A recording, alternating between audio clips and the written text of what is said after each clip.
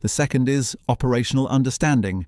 Even with identical hardware, the way a system is run can differ. Energy deployment strategies, software mapping, and system tolerances can all influence reliability. A small miscalculation in one area can cascade into a larger failure, particularly in a system as tightly coupled as a 2026 hybrid unit. The third is simply time. Works teams tend to accumulate knowledge faster because they are closer to the source of development. Customer teams are, by definition, one step removed.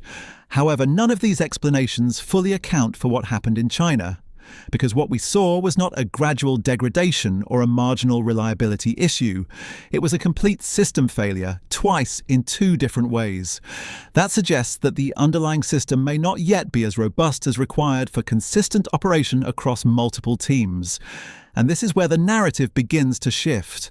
If McLaren were alone in struggling with performance, that could be attributed to chassis limitations or operational inefficiencies. In fact, the data does show that McLaren is not yet at the level of Mercedes or Ferrari in terms of outright pace. There is a measurable gap, particularly in cornering performance, which points to aerodynamic or mechanical limitations.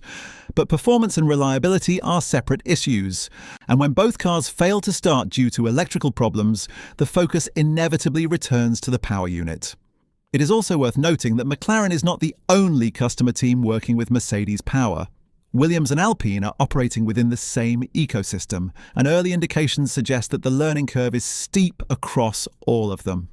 That reinforces the idea that the system itself is complex to the point where small differences in understanding can lead to significantly different outcomes.